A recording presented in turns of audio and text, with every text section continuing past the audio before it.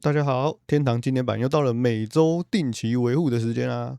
我們在說更新內容之前呢，先帶大家來看一個全新武器的影片，就是畫面上這把武器赤炎天使弓，韓服的實況組目前已經順利的制作出來了，並且做了一個簡單的測試，就直接幫大家總結重點跟結論。這把赤炎天使弓呢，發動魔法攻擊的幾率大約是落在3%左右。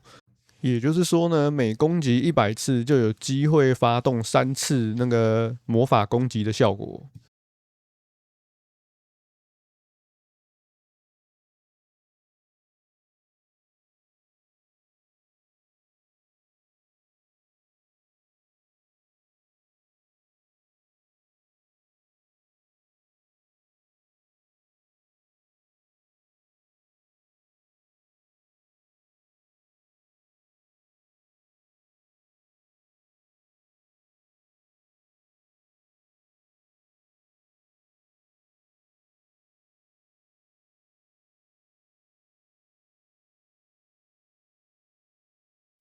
比較重要的是，妖精在使用三重使的時候，也同樣能夠觸發武器的魔法攻擊。看完這把目前版本妖精最強的武器之後呢，接下來我們就趕快進入本周的維護重點吧。首先是飾品製作的部分，在奇岩的加工坊正式開張了。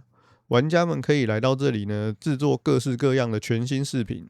除了能製作6屬性的項鏈之外呢，這次還新增了3屬性戒指以及魔力戒指。其中比較特別的就是魔力戒指它的屬性是魔力回復量+1。這個效果呢，基本上跟長者戒指差不多，唯一有差別的就在於長者戒指多了一個魔量上限+10的屬性效果。另外呢，還有4屬性的精靈皮帶。這些皮帶除了能提供對應屬性的抗性+10%之外呢，還能增加負重500。至於這些飾品呢，所需要的具體製作材料大家可以隨時到遊戲中的那個加工坊 NPC 進行確認。然後現在怪物部分怪物也新增了老舊項鏈的掉落，大家如果有興趣的話，可以自行到遊戲百科查一下怪物的掉落。接着呢，就是攻城戰的最新改動。新增輔助城門，才剛打完首次的攻城戰，我們恩熙大哥就已經迫不及待想讓城戰變得更加熱烈。肯特城和楓木城在外城的右側直接更新調整了一個東城門，而妖堡的部分則是在上方多一個北門。至於其他改善事項就沒有特別重要的內容了，我們就直接跳過吧。直接來看大家最關心的經典商城更新內容。這次的經典商城推出了惡魔的回復箱跟惡魔的2段加速箱。這2款箱子呢，都是每個賬號每周限購10次，而且一樣是維持每箱65塊台幣。不過這次比較需要注意的是2段加速箱裡面的變形卷軸。這次呢，官方直接把變形卷軸改成轉蛋箱子的形式，裡面包含了50到52級的變形卷軸。我們直接來看官方公布的幾率，每一種變形卷軸抽中的幾率全部都是25%，所以呢，這樣子看起來抽到8封特卷軸，感覺就是最虧的。接下來就是本周的重頭戲，也就是課長每次都會買好買滿的韭菜盒——惡魔的神秘方塊。這個方塊呢，價格一樣是維持在65塊台幣，每個賬號每周可以購買10次。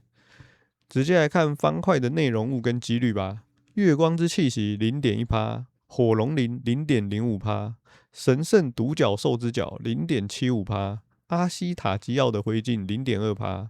因為一直有幫大家在整理韭菜盒的幾率嘛，這次的火龍鱗跟灰燼呢，獲得幾率跟上次不死鳥方塊相比簡直差太多了。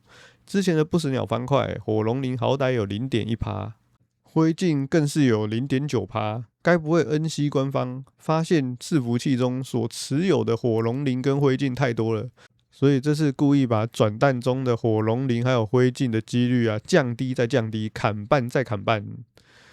正常來說呢，這種同質性方塊的幾率是不應該隨便調整的。